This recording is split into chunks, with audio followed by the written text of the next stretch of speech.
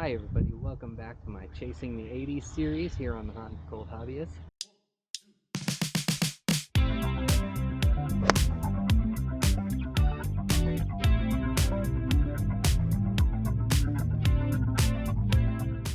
As we know from our previous episodes, the thing that I need to be dialing in is my short game and my chipping specifically in order to drop my scores down into those 80s. Today, I'm going to try 3 different methods. I'm going to try and split it up 6 holes, 6 holes, 6 holes, trying different yips and approaches that are supposed to help when you are struggling with chipping. All of them have to do with less wrist movement and a lot more just turning through the ball, but I'm going to try one method, which is just to go back to the way I used to chip, get set up like an iron shot, and then twist into impact position and turn through the shot.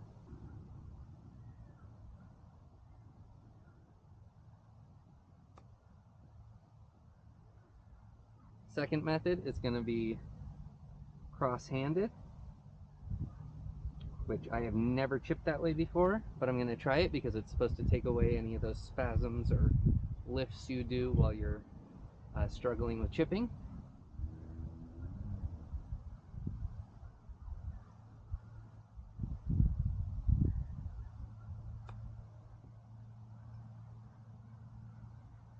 The last method would be to hold the club in the palms instead of in the fingertips like you normally would for a full swing, and basically keep the club way more attached to the whole arm as your upper body moves through the shot.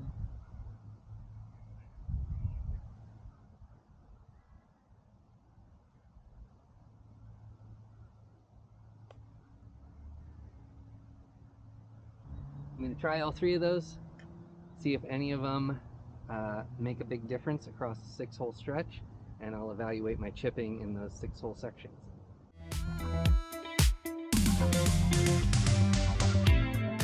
Well, it's an ugly lie, but it is my first chance to try a chip shot with the old method I used to use, getting in position, twisting the hips into impact position, turning through with a stroke.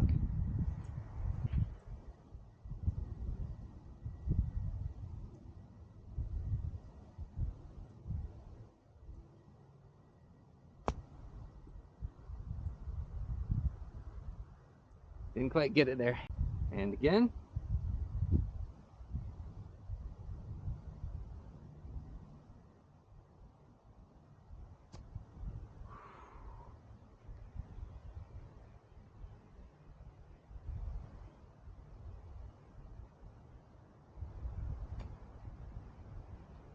Looks like this might be a bad method. Now remember, this episode is about learning and testing on the course. It is not about scoring just yet. So, I'm going to stick with this method for 6 holes.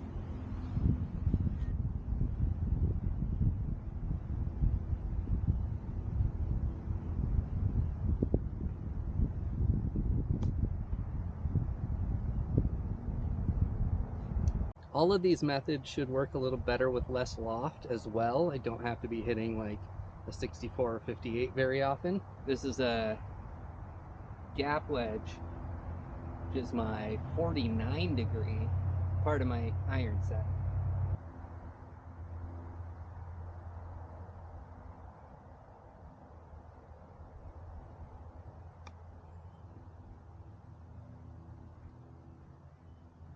Didn't quite get there. On hole 4, still the iron method. What I'm calling the iron method.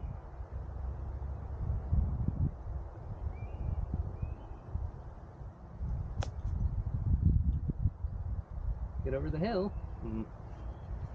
Okay. This isn't exactly a chip shot, but it's also not a full swing. So 6th hole, I am going to use the method I've been working.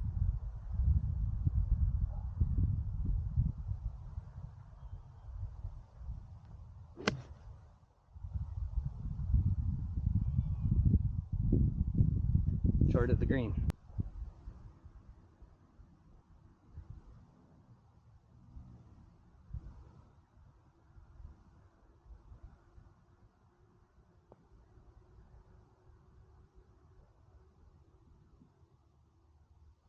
through 6 holes, I cannot ignore the fact that luck was a huge factor using that first method.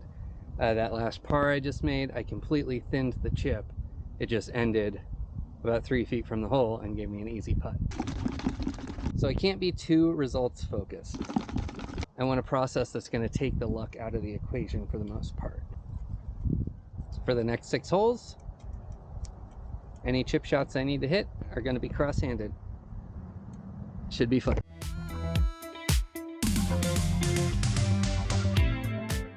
Alright, first cross-handed chip of the round, and I would not have picked this position if I had the choice, but here we are.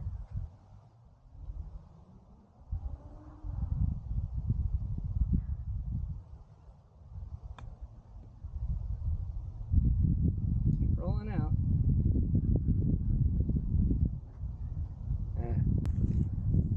Anybody would tell you that just anywhere on the green is a great result for this chip. Will the cross-handed chipping method work with a more lofted shot? We'll see.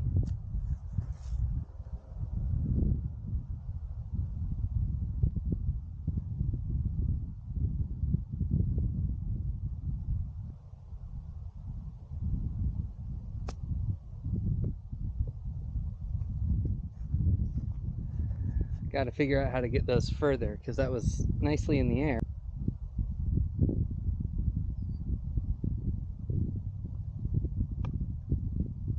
Slow down. Stay on the putting surface. Okay. Really nothing you can do in that situation. Really couldn't have asked for a better position to chip it from.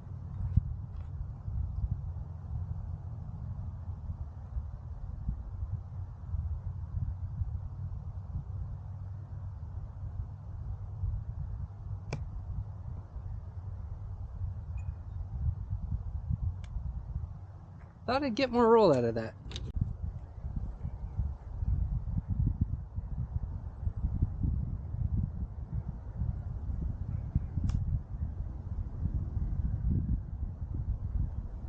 Alright, it's the last hole to hit some cross-handed chip shots. This is a bit of a longer one, so I know I need to put more of a swing on it than I have been.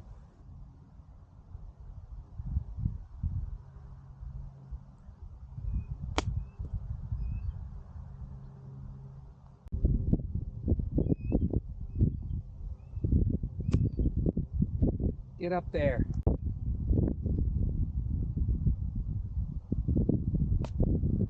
Hit the stick. Well, the cross-handed chipping experiment went very interestingly, especially toward the end there. I'm now on the stretch where I'm going to be gripping in the palm of the hands, separate, not overlapped or anything. Try and make full swings like that. The cross-handed chipping could have worked, but the distance, I had no idea how to hit the distance.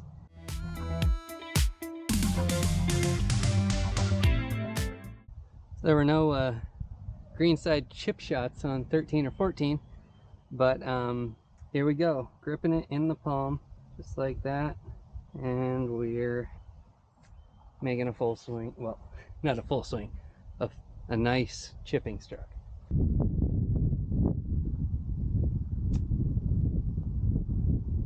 Got caught up in the grass there. That wouldn't have been bad otherwise.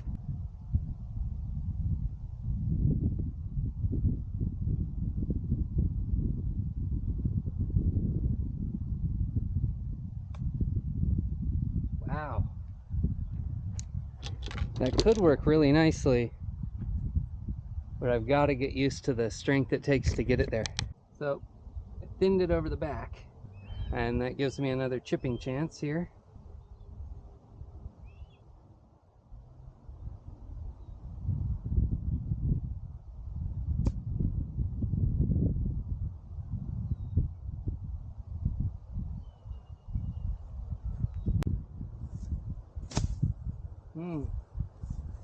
Okay, kind of what was bound to happen. Now, I think I can hit this more like a normal chip here.